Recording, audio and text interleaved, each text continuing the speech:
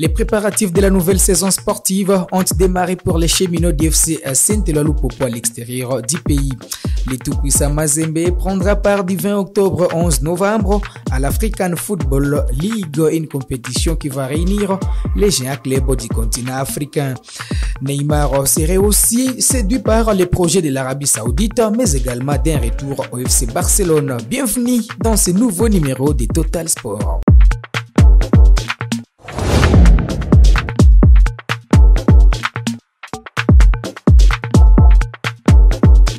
Kivu Morning Post TV va rester la référence du sport au pays. La preuve. Hey, salut les amis, moi je suis Jimmy Mwindo, cycliste international. Suivez-nous sur Kivu Morning Post. Allez. Je suis Jackson Lunanga, international congolais. Je vous invite tous à suivre les sports sur Kivu Morning Post. Je suis Jacques Kianga, journaliste et sportif basé en RDC, en direct de Kivu Morning Post. Lupopo a pris la direction d'Ndola en Zambie pour préparer la nouvelle saison sportive. Les cheminots vont préparer la Coupe de la Confédération de la CAF, mais également les championnats nationaux de la Vodacom Ligue 1. On va suivre ces reportages de la cellule de communication du FC Saint-Eloi-Lupopo.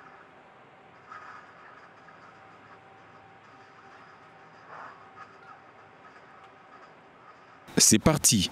Le stage de préparation du Football Club Saint-Eloi-Lupopo a démarré ce mardi 8 août 2023, en fin d'après-midi, avec l'arrivée d'un groupe d'une grosse trentaine de joueurs et du staff jaune et bleu à Ndola, en Zambie. Capitale régionale de la province de Copperbelt, Ndola, grâce au stade Lévi Mwanawasa qu'il abrite, a été le théâtre de la phase de groupe de la Coupe de la Confédération de l'équipe du boss Jacques Yaboula Katwe la saison dernière. Pato Kabango et ses coéquipiers s'y sont déjà habitués. Manu Bola, buteur face à Al-Agdar lors de la 3e journée, en a encore le souvenir. C'est une ville qu'on connaît très bien et je pense, vu qu'on la connaît très bien, on va passer de bons moments là-bas pour la préparation, pour essayer encore de s'acclimater encore beaucoup plus, pour essayer de préparer la saison qui pointe à l'horizon, quoi. Ça a toujours été un plaisir pour nous de se retrouver et là on se retrouve encore une fois de plus avec le nouveau. Déjà moi, je pense que chez Lupopo il n'y a pas de nouveau, parce qu'une fois que tu es sélectionné ou bien tu es considéré comme joueur de Lupopo, tu n'es plus nouveau, quoi. Donc tu accueilles comme un ancien et puis je pense que ça se passe bien. Vous pouvez même le demander aux nouveaux qui sont là. Cette période de préparation est surtout l'occasion de retrouver un esprit de groupe en entendant les derniers éléments. Des retours de la Fachi Cup et des 9e Jeux de la francophonie organisés par la RDC, Orso Mwaku Malanga est ravi de retrouver ses coéquipiers. Nous les a bien, tous s'habituent déjà qu'on a travaillé pour nous dans les bons. J'espère que nous sous préparation pour notre vie et les camarades. On a pour promettre que nous avons des malades, donc il y a toujours une confiance dans moi et puis dans le master pour travailler ensemble dans la vie qui est au pays, c'est malade, la saison, c'est malade. Nous c'est ça malade. Le seul représentant de la République démocratique du Congo est appelé à passer une trentaine de jours loin de son fief afin d'accélérer le rythme. Allez, je le disais dans les titres, du 20 octobre au 11 novembre, le TP Mazembe participera à la prochaine méga compétition qui va lancer la Confédération africaine de football. Voici les détails qui manquaient aux nombreux sportifs pour les contours et l'organisation de cette compétition dans ces reportages. Il n'y a plus de questions qui se posent. Elle débarquera le 20 octobre 2023. Le nom de la compétition, c'est bien African Football League. Elle a aussi changé de nom. Elle est passée de la Super League à l'African Football League. La direction des corbeaux ici représentés l'a appris au cours de cet échange avec les inspecteurs de la Confédération africaine du football et de la FIFA. Les deux organes ne veulent laisser rien au hasard. Ensemble avec le TP Mazembe, ils ont fait le tour de l'aspect organisationnel des matchs. La délégation a salué les efforts fournis par le chairman Moïse Katumbi. Impressionnant. Un terme qui résume à juste titre l'observation des inspecteurs de la Confédération africaine de football et de la Fédération internationale de football association à l'égard de la visite du samedi dernier, qui intervient après celle de mars. On a vu de nos propres yeux ce qui a été fait et ce qui est en train d'être fait. Donc on n'a aucun élément à ajouter, si ce n'est peut-être quelques échanges encore à avoir. Le TP Mazembe attend le mois de septembre prochain pour connaître son adversaire. Les Corbeaux seront dans le chapeau numéro 2 lors du tirage, qui est prévu au Caire. Le tirage va faire de sorte que le meilleur classé va jouer contre le moins classé. Et comme ça, on aura le premier tour, ce qui est la quart de finale. On aura 4 matchs aller, et après 4 matchs retour. Maximum de matchs, 6 matchs maximum. Mais tout le format de la compétition, c'est 14 matchs. Donc on commence par les quarts de finale, match aller, match retour. Semi-finale, match aller, match retour, jusqu'à la finale. La FIFA et la CAF, pour cette première édition, vont injecter 10 à 12 millions de dollars de l'African Football League, une somme astronomique qui sera départagée entre les 8 clubs selon leur classement. La compétition démarre à l'étape des quarts de finale. Les phases sont à élimination directe en match aller et retour. Le TP Mazembe, c'est tout ce qui s'est fait de mieux. Niveau infrastructure privée, les inspecteurs de la CAF et de la FIFA sont restés sous le charme de son président, Moïse Katumbi.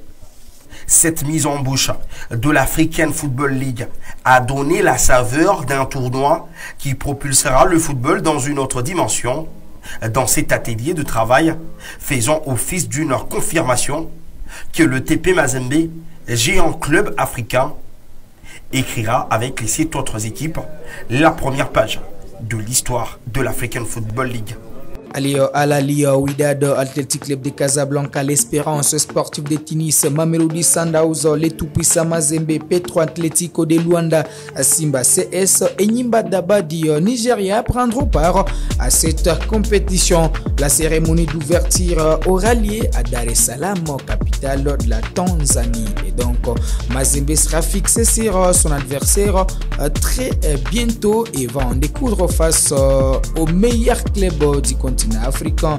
Je prends l'exemple de Al-Ahly qui va rester les clubs les plus titrés sur les continents africains. On va finir avec l'Europe. Neymar Junior da Silva serait aussi séduit par les projets de l'Arabie Saoudite. Vous savez, plusieurs joueurs ont rejoint ces championnats, dont les très célèbres Cristiano Ronaldo, Sadio Mané. En tout cas, ils sont nombreux, ou encore Karim Benzema, mais également Neymar serait intéressé par un retour au sein de l'effectif du FC Barcelone. Ça nous permet de vous proposer notre journal du Mercato pour en savoir plus. Le flash foot du jour, le projet de l'Arabie Saoudite avec Neymar. Le journal L'équipe a dévoilé que le Brésilien souhaiterait également claquer la porte du PSG.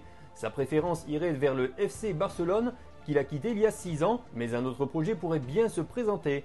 D'après les informations de la Gazzetta dello Sport, l'Arabie Saoudite aurait déjà commencé à tisser sa toile pour un mercato estival 2024 à nouveau ambitieux, et le numéro 10 du PSG serait leur tête d'affiche. Neymar n'est pas le seul, puisque le pays du Golfe aimerait également s'offrir Mo Salah et Robert Lewandowski d'après le journal italien. Manchester United s'apprêterait à recevoir une offre avoisinant les 70 millions d'euros pour ses 2 joueurs, Harry Maguire et Scott McTominay. West Ham se prépare à faire cette offre substantielle pour les 2 joueurs. L'entraîneur des Hammers montre un vif intérêt pour ces 2 joueurs et a soumis des offres distinctes pour eux au début du mois de juillet. Cependant, les propositions de 20 millions d'euros pour le défenseur central et 30 millions d'euros pour le milieu de terrain ont été rejetées par les Red Devils. À voir maintenant si Manchester United acceptera cette offre groupée. Le doublé de Messi contre Dallas lui a permis de se hisser à la 4e place du classement des meilleurs buteurs du club de David Beckham, puisqu'il a inscrit ses 6e et 7e buts sous ses nouvelles couleurs. Il a rejoint son coéquipier Josef Martinez et les anciens joueurs de Miami, Lewis Morgan et Rodolfo Pizarro avec 7 buts. Il est derrière son compatriote argentin Gonzalo Higuaín qui totalise 22 buts et donc le meilleur buteur de l'histoire de l'équipe. Le club n'a été fondé qu'en 2018. Messi et l'Inter Miami joueront les quarts de finale le 11 août. Du côté de Lille, Jonathan David a refusé une offre saoudienne. Dans l'attente d'une offre qui correspond à ses ambitions, le joueur de 23 ans a rejeté la proposition d'Al Hilal. L'attaquant du LOSC a reçu une proposition de ce club prête à lui verser 12 millions d'euros comme salaire par an. Mais d'après Sky Sports, l'international canadien a refusé l'offre et tient à rester en Europe. A noter que le pensionnaire de la Saudi Pro League, qui a déjà contacté Lille, a prévu de revenir à la charge et d'augmenter son offre. Pep Guardiola n'a pas tari d'éloges à l'égard du coach du FC Séville. José Luis Mendilibar est connu pour avoir maintenu Eibar en Liga pendant 6 années consécutives malgré ses faibles moyens. Pep a déclaré « Je le connais pour l'avoir côtoyé à Barcelone.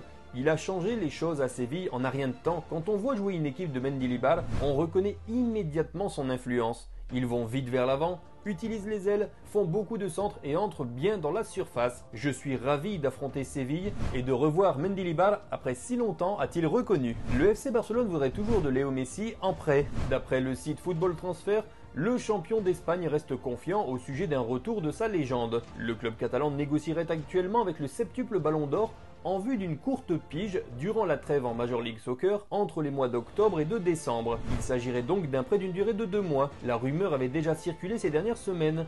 Des joueurs ont déjà fait ce genre de deal durant la trêve aux États-Unis, comme Thierry Henry avec Arsenal en février 2012. Tottenham rejette une nouvelle offre pour Harry Kane de la part du Bayern Munich. En effet, selon une information du média The Athletic, l'offre bavaroise, à hauteur de 100 millions d'euros, a été rejetée par les Spurs.